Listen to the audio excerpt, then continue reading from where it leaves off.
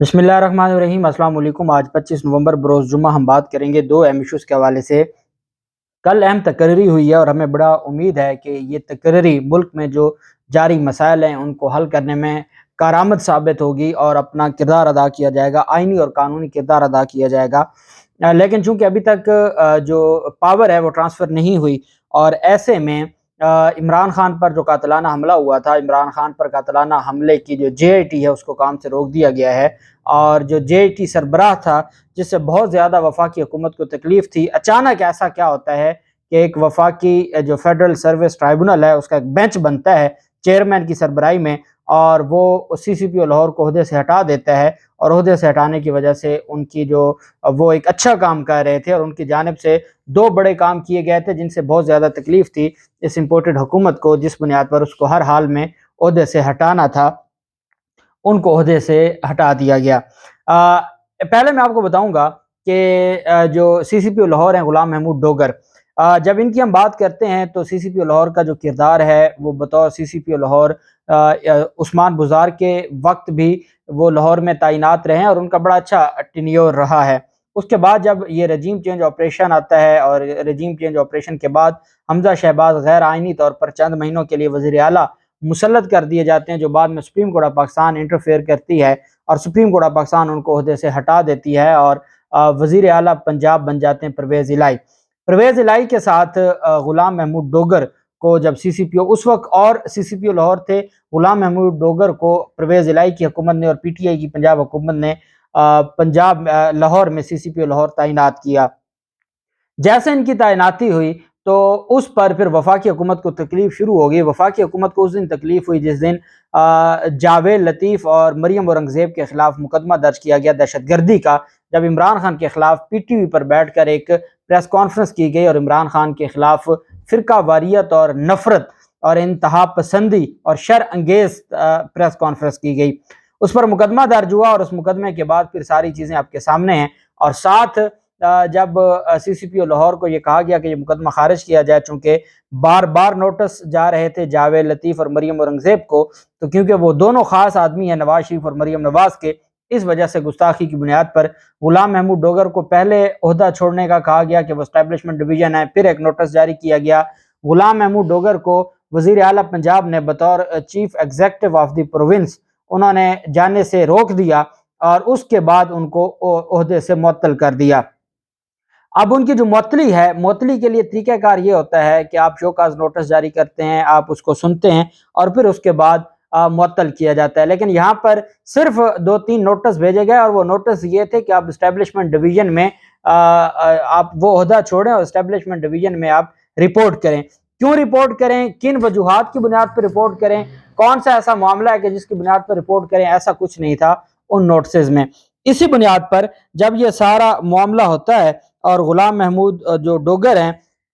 वो चले जाते हैं फेडरल सर्विस ट्राइब्यूनल में, वहाँ पर एक रुकनी बेंच था। पहले लाहौर हाई कोर्ट गए थे, लाहौर हाई कोर्ट ने तो हाथ ही नहीं डाला। लाहौर हाई कोर्ट ने कहा जी हमारा दायरा इख्तियार नहीं बनता और अगर आपको ये लगता है कि आपने उन नोटिसेस को चैलेंज किया है जो कॉम्पिटेंट अथॉरिटी है तो आप उसके पास जाएँ। उसके बाद ये फेडरल सर्विस ट्राइब्यूनल चले गए और फेडरल सर्विस ट्राइब्यूनल जब ये पहुँचे तो इनको जो वफाकी हुकूमत का मुअत्तली का हुक्म था उसको मुअत्तल कर दिया और उस मुअत्तली के हवाले से जो वफाकी हुकूमत को कहा कि ये आपका जो मुअत्तली का हुक्मनामा है वो मुअत्तल है और आप इनकी जो रिप्रेजेंटेशन आपके पास पेंडिंग पड़ी है उसको डिसाइड करें। वफाकी हुकूमत की जानिब से क्या किया गया कि बजाय इसके कि वो उनको सुनते, उनको सुनने के बाद रिप्रेजेंटेशन कानून के मुताबिक डिसाइड करते, वो डिसाइड होती और फिर इसमें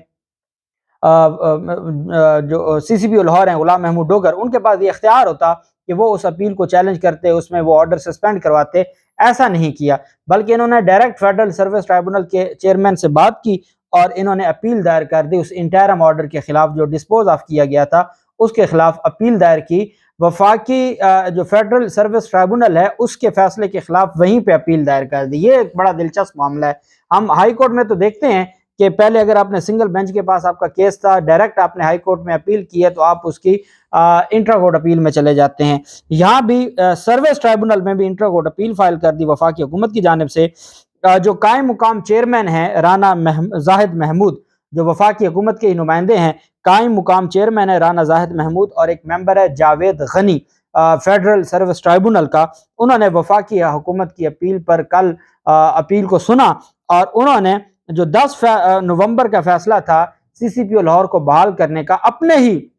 سنگل بینچ کا، اس کو معطل کر کے وفاقی حکومت کا جو فیصلہ ہے اس کو بحال کر دیا۔ اب اس کا جو یہ انٹرم آرڈر ہے، اس کے جو غلام محمود ڈوگر ہے اس کے پاس ایک بہت بڑی ریمیڈی بن گئی ہے کہ وہ ڈائریکٹ اب سپریم کورٹ آف پاکستان جا سکتے ہیں اس انٹرم آرڈر کو لے کر کہ جو ان کی بحالی ہے وہ ایک اتنے اہم کیس کا جس کو جے آئی ٹی کا سربراہ بنایا جائے، وہ معاملہ جس پر سپریم کورٹ آف پاکستان نے بھلے جیسی بھی تھی لیکن انہوں نے انٹرفیئرنس کی اور ایک ایف آئی آر درج کرنے کا حکم دیا، تو بھلے یہ کیسے ہو سکتا ہے کہ آپ اس سروس ٹرائبونل اس سی سی پی او لاہور کو معطل کر دے جو ایک اہم کیس کی جے آئی ٹی کا سربراہ ہو۔ پھر جو معاملہ ہے آگے پھر وہ یہاں پہ نہیں رکا، جو وہ سروس ٹرائبونل ہے وہ یہاں پہ نہیں رکا، بلکہ سروس ٹرائبونل کی جانب سے یہ بھی کہا گیا کہ حکم نامے میں کہ اگر غلام محمود ڈوگر کی اپیل قبل از وقت تھی تو معطلی کے نوٹیفیکیشن پر عمل درآمد کیوں روکا گیا۔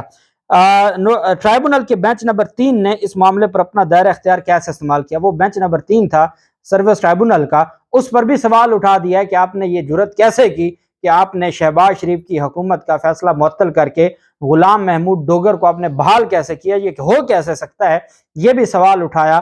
چیئرمین جو قائم مقام چیئرمین نہیں ہے وہاں پہ، وہ قائم مقام چیئرمین سے چلا رہے ہیں، تو انہوں نے کہا کہ بینچ نمبر 3 نے اس معاملے پر اپنا دائرہ اختیار جو سی سی پی او لاہور غلام محمود ڈوگر کے حق میں فیصلہ دیا تھا اس کو کہا کہ وہ دائرہ اختیار سے آپ نے تجاوز کیا۔ فیڈرل سروس ٹرائبونل نے وفاقی حکومت کی اپیل پر لارجر بینچ بھی تشکیل دے دیا جو چیئرمین کی سربراہی میں مزید سماعت 5 دسمبر کو کرے گا، اور 5 دسمبر تک جو وفاقی حکومت کی جانب سے معطل کیا گیا تھا غلام محمود ڈوگر کو، وہ معطل ہی رہیں گے۔ اب یہ ایک بڑا دلچسپ معاملہ بن گیا اور اس پر پھر اب ان کے پاس ریمیڈی یہ ہے کہ یہ سپریم کورٹ آف پاکستان میں جائیں۔ سپریم کورٹ آف پاکستان اگر تو یہ شہباز شریف حکومت کے حق میں ہوتا اور اگر یہ عمران خان کے خلاف ہوتا، پھر تو امید تھی کہ ہمارا جو نظام انصاف ہے وہ بڑا تیزی کے ساتھ اس پر انصاف دیتا۔ اب چونکہ یہ معاملہ آنا ہے الٹیمیٹلی عمران خان کے حق میں، اور اس پر پھر کہاں رجسٹرار جو 20ویں گریڈ کا افسر ہے جو پی ٹی آئی کے سینیٹرز کو سپریم کورٹ سے اندر داخل نہیں ہونے دیتا، وہ یہ اپیل کیسے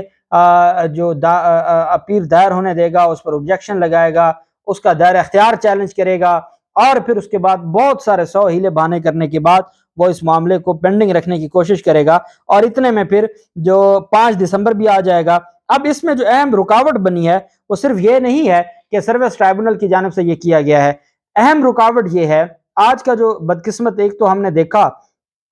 کہ فیصل وابڈا کے حق میں جو فیصلہ آیا وہ صرف فیصل وابڈا کے حق میں فیصلہ نہیں ہے، وہ اس بات کی مہر لگا دی گئی ہے کہ اگر کوئی اپنا بیان حلفی جھوٹا جمع کروائے، اپنے کاغذات نامزدگی میں کوئی جھوٹا بیان حلفی جمع کروائے اور اس کے بعد وہ عدالت کے سامنے معافی مانگ لے اور عدالت میں اپنی غلطی تسلیم کر لے، تو وہ تا حیات نااہل نہیں ہوگا بلکہ وہ نااہل ہوگا 5 سال کے لیے۔ یہ ایک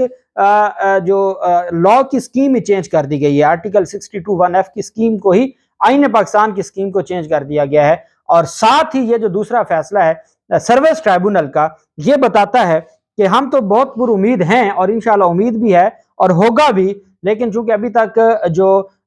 کمانڈ ہے اس کی تبدیلی نہیں ہوئی اور اختیارات ابھی نہیں آئے، اور ابھی اختیارات پرانے ہی جو افسران عہدیداران ہیں وہ چلا رہے ہیں، تو ایسے میں یہ جو تبدیلیاں آنا ہے کہ عمران خان کے نہ آپ نے ان کی مرضی کی ایف آئی آر درج ہونے دی، پھر آپ نے ایف آئی آر درج نہیں ہونے دی تو اس کے بعد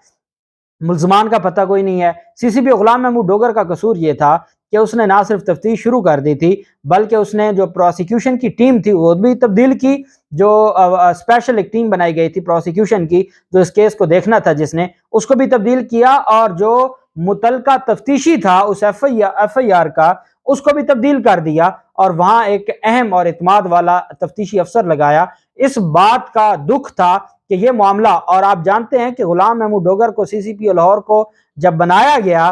اس جے آئی ٹی کا ہیڈ، تو اس وقت رانا ثناءاللہ کی جانب سے اعتراض اٹھایا گیا تھا کہ ہم اس جے آئی ٹی کو نہیں مانتے جس کا سربراہ غلام محمود ڈوگر ہے۔ تو پھر ایسے میں جو اس طرح کی کاروائیاں وفاقی حکومت کی جانب سے ہیں، اب